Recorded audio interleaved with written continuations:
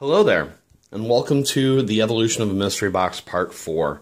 In the last video, I talked about how I removed the Obsidian V3 soundboard from a Dark Apprentice V4 that we received as a mystery box and tested it out inside my Obi-Wan Kenobi design, originally started from an Ultrasabers Arbiter stunt saber that we received in the mystery box as well. That pretty much takes us to the point where I created my first video back in September and kind of demonstrated and showed off the lightsaber with that Obsidian V4 soundboard in it. So we're going to kind of skip some of that. A couple of quick things. In my last video, I mentioned that I had started to use the timing washers from Custom Saber Shop and then switched to the trim rings. I actually realized that I had, for a very short period of time, used the timing washers. In fact, that's what was installed on it when I did that video. I switched to the trim rings because they were a little bit more efficient shortly afterwards. That was also the same time that I replaced my gear section and my grenade section with sections from the Custom Saber Shop, both of those powder-coated in the matte black Tuscan. The reason why I did that is because the Plasti-Dip has a habit of, after a little bit of use, starting to peel away. And it also, if you're not very careful, it will kind of glob up in the deep sections. And it was actually pretty good that I used the Plasti-Dip to begin with, because it didn't make any permanent changes. It just peels right off. So this piece can actually go back to being an Arbiter again.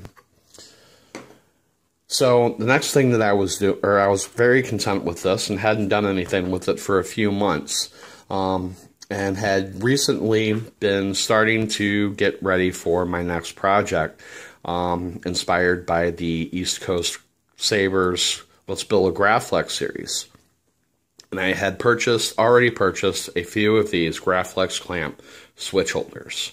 This particular one is from Stock Custom Works off of the Shapeways website. And I had gotten these in, or finally received these, and was looking at it, thinking about it, and I just happened to look over at this lightsaber, and I thought, why not? So in the next stage, what I decided to do was replace this 3-inch female-female connector and the Activation Box Style 4 that I had from the Custom Saber Shop with a Graflex clamp. So what I did is I did a little bit of research, and the Graflex clamp doesn't really match up with any of these other parts. So I got a 2-inch female-to-female connector from the Custom Saber Shop, and had a 16mm hole milled in it for a switch.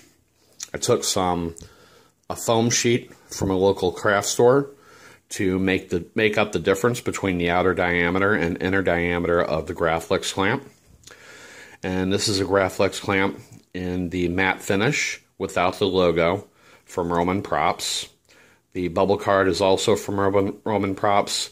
And I also got the transistors from Roman Props as well. Now these come threaded, or with posts on them and threaded, but I didn't want to tap holes and have the posts come through into the inner diameter of the lightsaber where it would touch or possibly damage the sound card.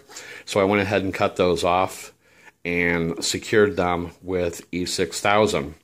Now, as you can see, now that we're using the Graflex clamp switch holder with a small momentary switch inside the clamp, we no longer have an AV switch dipping down into the inner diameter of the lightsaber, and it's just the wires, and there's really nothing for the sound card to actually hit up against when putting it together. I also decided that it was time to change out my pommel. I went ahead and got an almost identical pommel. I believe it's the Pommel Style 2 version 2, or Pommel Style 3 version 2 from Custom Saber Shop. installed an insert in it with a C-clamp, and I went ahead and drilled a hole in one of these sections here and added a D-ring to it. The reason why I did that got the additional one is because I didn't want to damage the original Arbiter pommel. I'm going to go ahead and put this together so you can have a look and see what you think. So here it is, my customized Obi-Wan Kenobi lightsaber made from MHS parts. We have an Ultrasabers Archon V3.1 emitter. We have a V-grooved ribbed extension from the Custom Saber Shop, a Custom Saber Shop trim ring, a 2-inch Custom Saber Shop female-female connector with a little bit of foam, and then a Roman Props Graflex clamp with a bubble card and transistors, using a stock Custom Works Graflex clamp switch holder. Then we have the MHS Gear Style 2, and it's from Custom Saber Shop, and a Custom Saber Shop Pommel Style 3 version 2, I believe it is, with a D-ring attached. Inside we have an Ultrasabers Obsidian V4 sound card, and we have a Guardian Blue Tricree LED inside.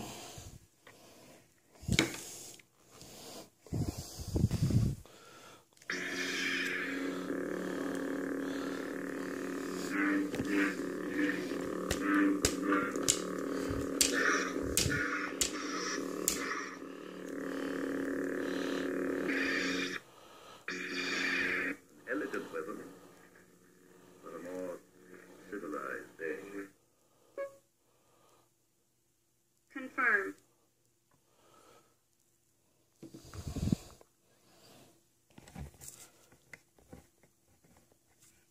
Now this particular series of videos isn't necessarily about look at what I have done. It's about just the inspiration that a simple stunt saber mystery box could actually do.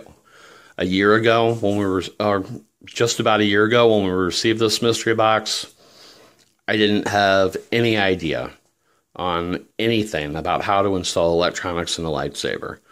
So this has actually been a learning experience all the way through. Mistakes were made.